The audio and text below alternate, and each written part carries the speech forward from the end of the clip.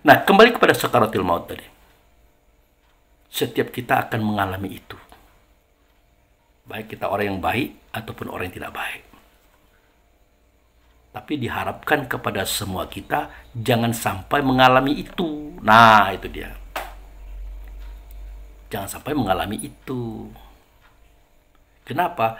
Itu suatu petaka besar. Berarti Pak Abu Fikri ada di antara hamba Allah ini yang tidak mengalami sakaratul maut.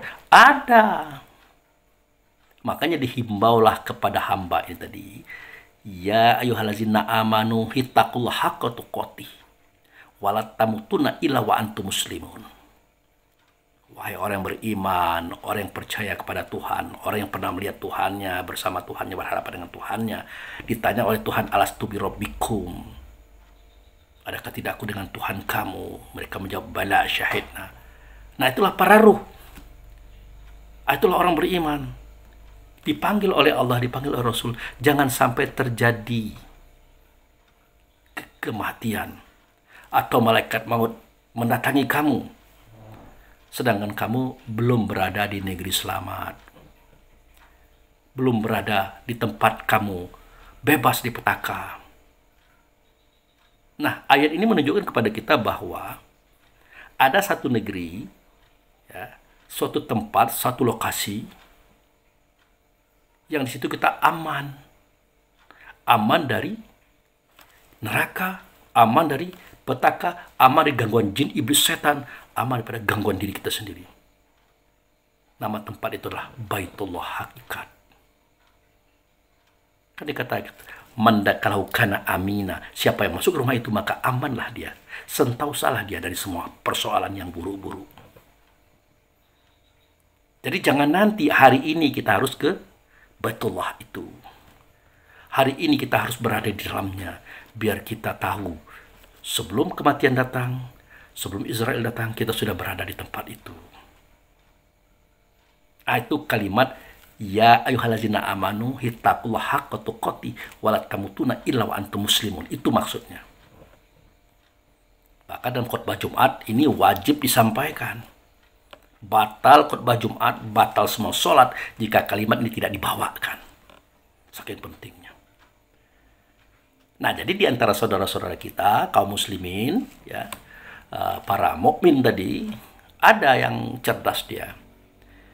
Dia selalu melatih dirinya untuk hadir di dalam Baitullah. Kenapa? Di dalamnya kita aman sentosa. Itulah processing sholat. Itulah yang disebut dengan sholat. Nah, selama ini kan kita diajak oleh para pendakwah. Ya, kita datang aja ke Masjidil Haram. Itu adalah simbol daripada Baitullah itu sendiri. Di dalamnya ada tanda Baitullah, yaitu Ka'bah.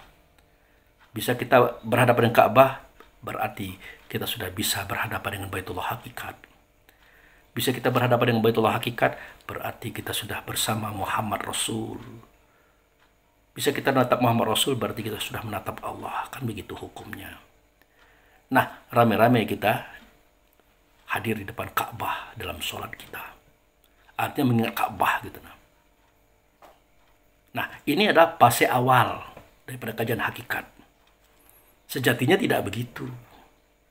Karena Baitullah itu, rumah Allah itu tempat bersemayamnya Allah. Tempat bersemayamnya malaikat. Itu. Dan Allah gaib. Rumah itu gaib, malaikat gaib. Kan kita gaib juga loh.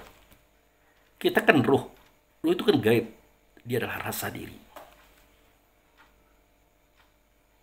Nah, makanya kita diminta ke sana di dalam sholat. Lalu apa itu Baitullah, Pak Abu Fikri? Ya, Baitullah itu kan artinya rumah Allah. Tempat bersemayam Allah di dalamnya. Malaikat berada di dalamnya. Dan kita pun diminta oleh Allah dan Rasul masuk ke dalamnya. Supaya kita aman, sentausa padanya. Mana ayatnya? Mana dasarnya? Lah itu innallaha wa malaikatahu yusholluna ala nabi ya ayyuhallazina amanu shollu alaihi wa sallimu taslima. Sesungguhnya Allah dan para malaikat sudah berhubungan dengan ia yang di atas Nabi, itu Rasul. Apa hubungannya? Allah tidak nyata, maka nyata pada Rasul. Malaikat tidak nyata, maka nyata pada Rasul. Maka dihimbaulah oleh Allah dan Rasul supaya kita juga datang ke situ. Masuk ke dalamnya. Dengan apa? Dengan rasa. Karena kita adalah ruh, ruh adalah rasa. Nah, Allah zat, Muhammad sifat, tidak bisa disentuh kecuali dengan rasa pula. Ternyata kita adalah rasa, Allah adalah rasa, Rasul adalah rasa, malaikat pun adalah rasa. Nah, kita hubungkanlah rasa kita dengan rasanya Rasul, Rasul dengan Allah. Di situ kita bertemu dengan para malaikat dan orang-orang soleh. Itulah yang disebut dengan sholat hakikat. Jadi Baitullah itu adalah Rasul, saudaraku. Nah, hubungkanlah rasa diri kita dengan rasa diri Rasul. Kapan? Hari ini. Bagaimana caranya? Sholat. Karena sholat menghubungkan rasa kepada Rasul. Bagaimana caranya? Ya, kita rasa-rasakan. Terasa? Terasa. Sampai? Sampai. Indah, indah. Nyaman, nyaman. Sudah, cukup. Oh, berarti itu kan kita adakan, Pak Abu Fikri. Kita ciptakan, jawabnya yes. Kita adakan, kita nyatakan dengan zon atau persangkaan. Itu yes, kata Allah. Benar, kata Rasul. Makanya persangkaan itu, zon itu dipegang oleh Allah. Tentang kebenarannya. Makanya Allah berfirman melalui Rasul via Nabi Muhammad, Anna enda zoni abdi bi, in zona khairun fa khairu, in zona syarun fa syaru. Aku itu hanya mengikuti persangkaan hambaku, zon hambaku. Kalau dia bersangka baik, aku berikan baik. Dia bersangka buruk, aku berikan buruk. Aku itu hanya mengikuti persangkaan dia. Nah, makanya di Al-Quran itu dikatakan, surat Al-Baqarah ayat 45, wasta'inu bisobri wassalah inah laki biroh ilal khosinin. Meminta tolonglah kamu kepada Allah dengan sabar. Sesungguhnya minta tolong kepada Allah dengan sabar itu sangatlah berat, kecuali bagi mereka yang khusyuk. Khusyuk itu artinya mereka yang asyik, yang sudah tahu persis bagaimana concernnya bertemu Allah dan Rasul. Nah, itu. Lalu siapakah orang yang khusyuk? Masuk kita kepada Al-Baqarah ayat 46. Allazina yazunnuna, itu dia. Allazina yazunnuna, yaitu orang-orang yang punya zon, yang punya persangkaan. Nah, itu. Bagaimana kalimat panjangnya? Allazina yazunnuna annahum mulaqu rabbihim wa annahu ilaihi raji'un. Mereka yang punya persangkaan, yang punya zon, bahwa mereka waktu itu sudah bertemu dengan Tuhannya. Waktu itulah mereka sudah kembali namanya. Jadi semua itu terjadi pada rasa diri, saudaraku.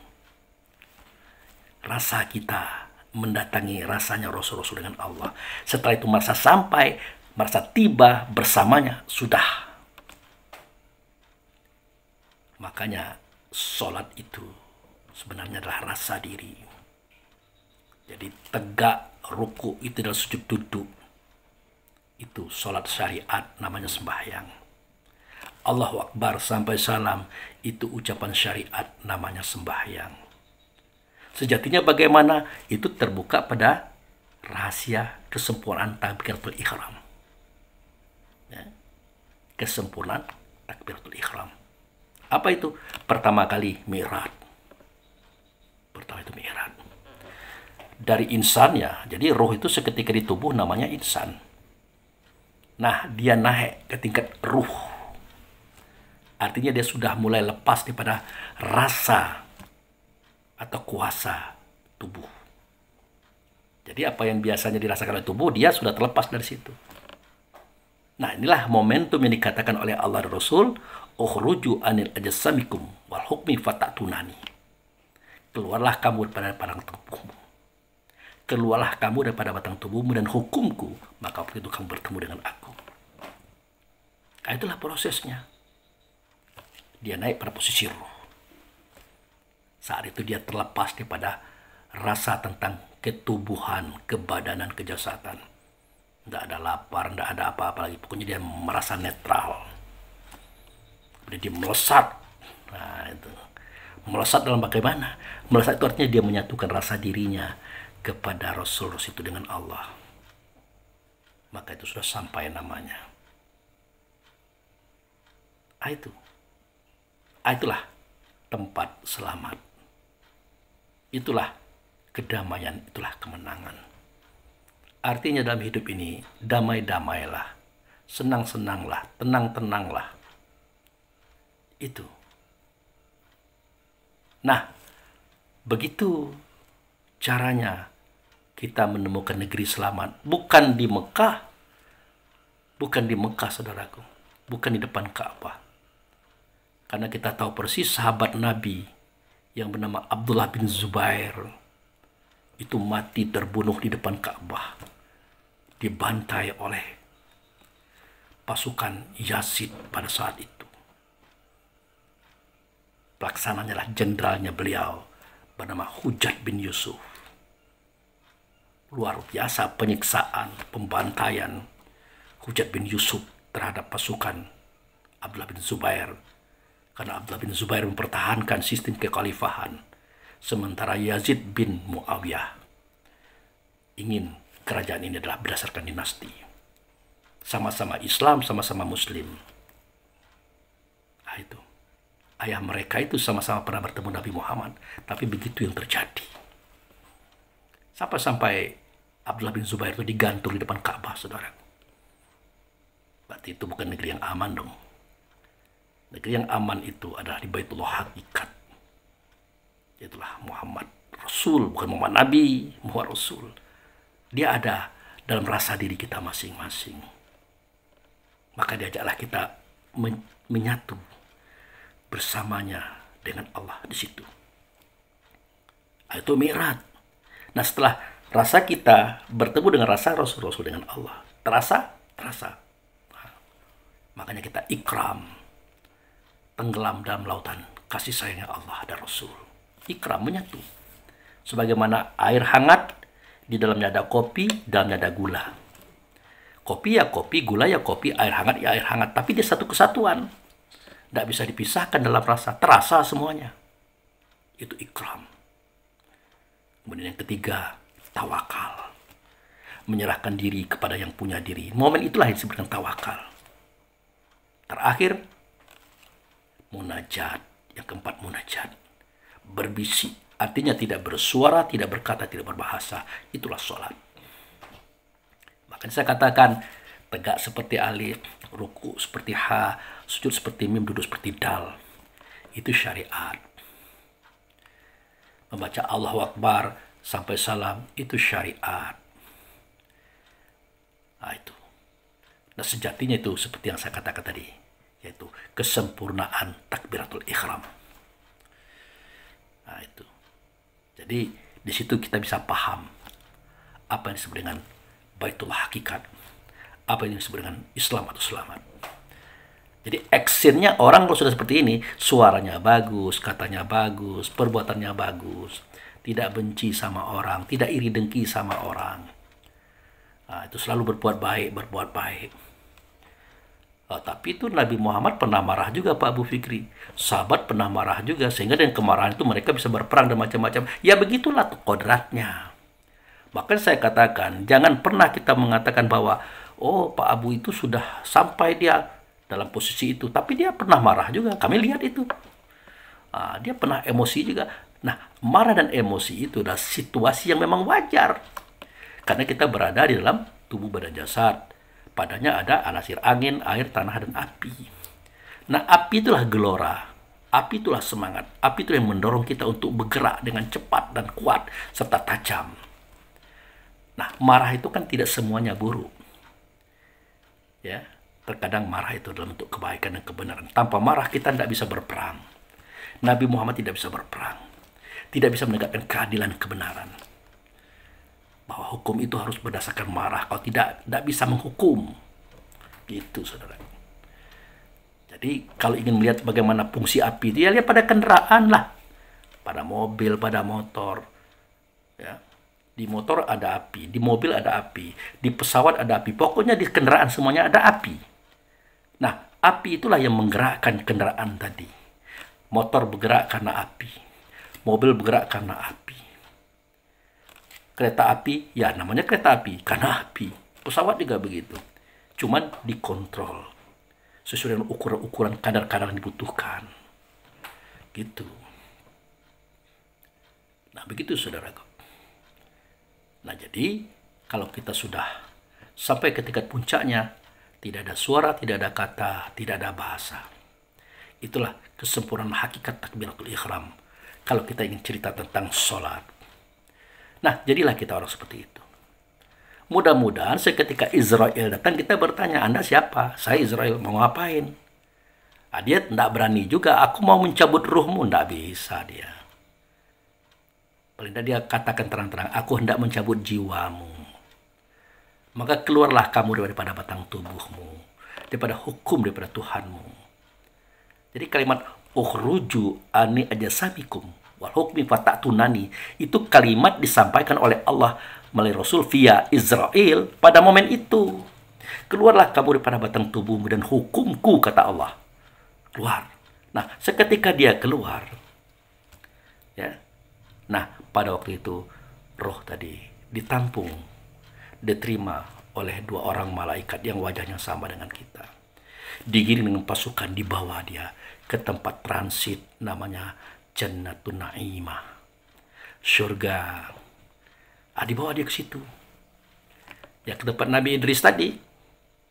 Gitu.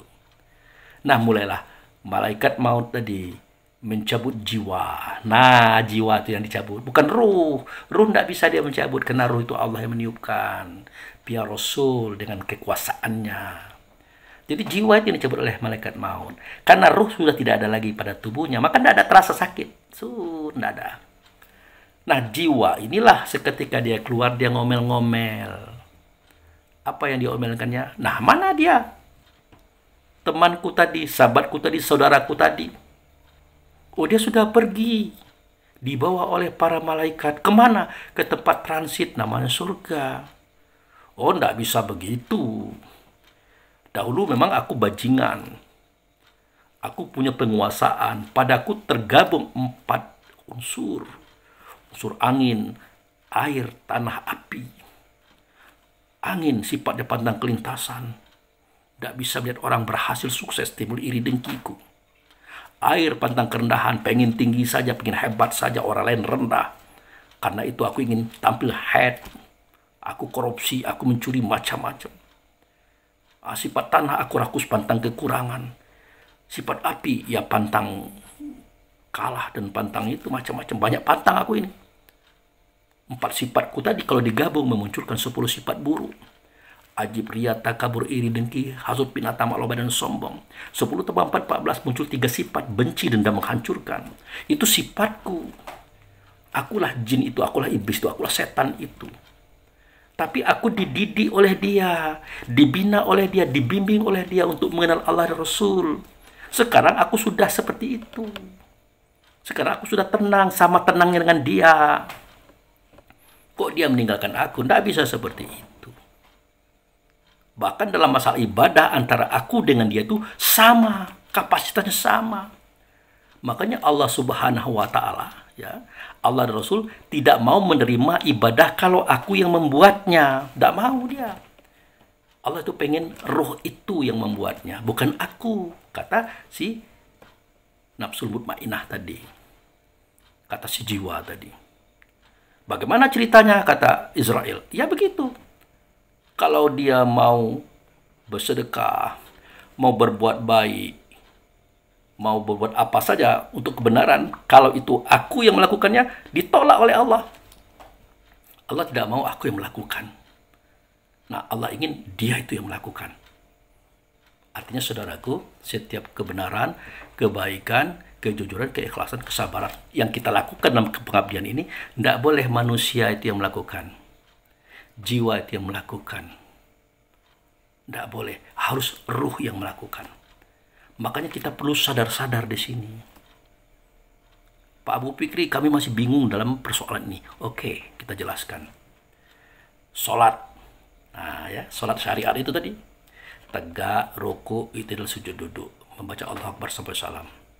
Itu kalau ruh yang melakukannya, dia dengan kesadaran. Dia tidak mau ke mall, tidak mau ke pasar, tidak mau ke kebun, tidak mau menghitung uang dalam sholat. Karena dia sadar kalau dia sedang berhadapan dengan Allah dan Rasul. Kalau dia sedang menyatukan rasa dirinya dengan Allah dan Rasul. Dia sadar. Tetapi kalau dia tidak sadar, dia pergi keluar ke bank, ke mall, ya kan? Ngitung uang, menata acara macam-macam itu. Nah, sholat kan tidak berhenti.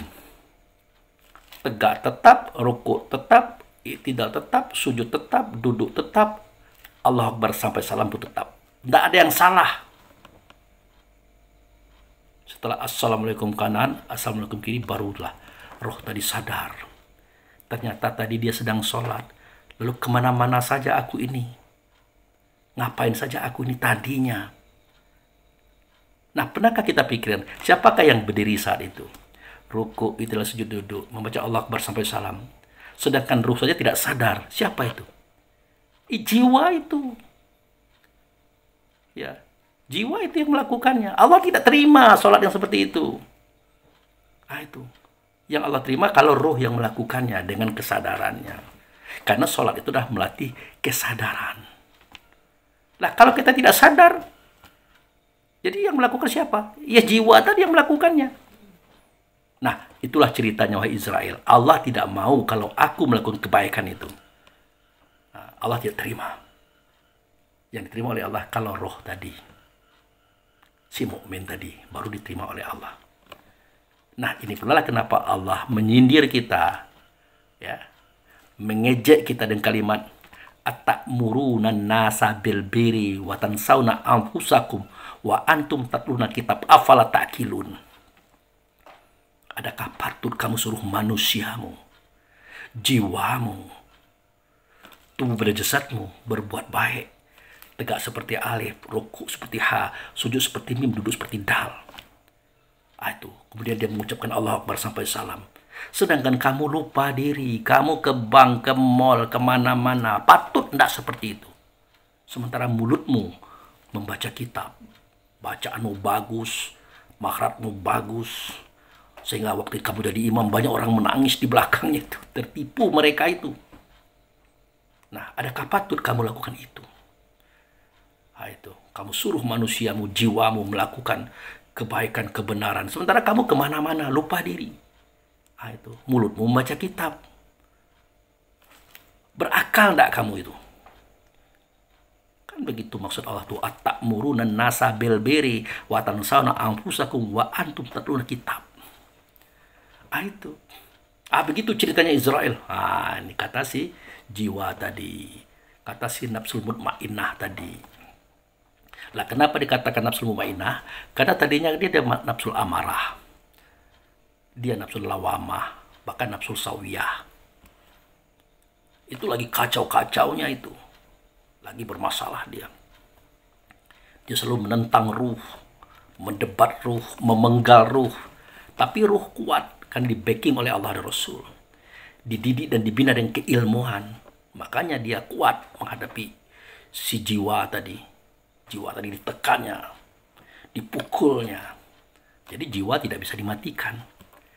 Tapi kehendaknya bisa dimatikan. Diarahkan kepada kehendak Allah dan Rasul. Makanya dia selamat. Makanya dia teman yang baik. Nah, seketika dia keluar, dia ngomel. Ngomel dia, mana itu temanku? Mana itu sahabatku? Mana dia saudaraku? Ya, dia sudah pergi, kata Israel. Oh, enggak bisa begitu. Nah, dalam situasi ribut itulah terdengarlah suara Allah dan Rasul memanggil si jiwa tadi. Apa bunyinya? Bunyinya adalah, wahai jiwa yang sudah tenang. Wahai jiwa yang sudah tenang, datanglah kamu kepada Allah dengan ridho dan diridhoi. Kan ada ayat itu. Wah, kami pengen dibacakan Pak Abu Arabnya. Oke, kita bacakan Arabnya ya. Oke. Nah, ini ayatnya. Surat Al-Fajr, ya, surat nomor 89, ayat 27 sampai ayat 30. Apa bunyinya? Ya ayuhan nafsul mutmainnah, irja'i ila rabbiki radiyatan mardiyah. Fadkhuli fil ibadi wadkhuli jannati. Apa maksudnya itu Pak Abu Fikri? Nah, waktu itu Allah dan Rasul memanggil si nafsul mutmainnah tadi, si nafsul yang sudah baik tadi, si jiwa tadi, supaya dia datang dengan ridho dan diridhoi. Nah, wahai jiwa yang sudah tenang, datanglah kepada Tuhanmu dengan ridho dan diridhoi. Nah, itu. Akhirnya dia naik, diantarkan oleh Israel. Sampailah dia di suatu tempat, di pintu Jannatun Na'im, di pintu surga. Nah, ketemu dia dengan ruh tadi. Ngomel dia, kemana saja mas? Main tinggal-tinggal aja ini. Ya saling tunggu dong, kita kan sudah berteman, bersahabat, bersaudara. Ya bagaimana, aturannya kan begitu. Aku ingin selamat. Aku tidak mampu. Seketika kamu dicabut Israel, aku masih ada di tubuh babak belur dong aku. Akan kurasakan semua penderitaan seperti yang dirasakan oleh Nabi Idris dulu. Aku tidak mau, makanya aku keluar duluan. Kemudian aku dibawa oleh para malaikat dan ada di sini sekarang, di depan pintu Jannatun Na'im.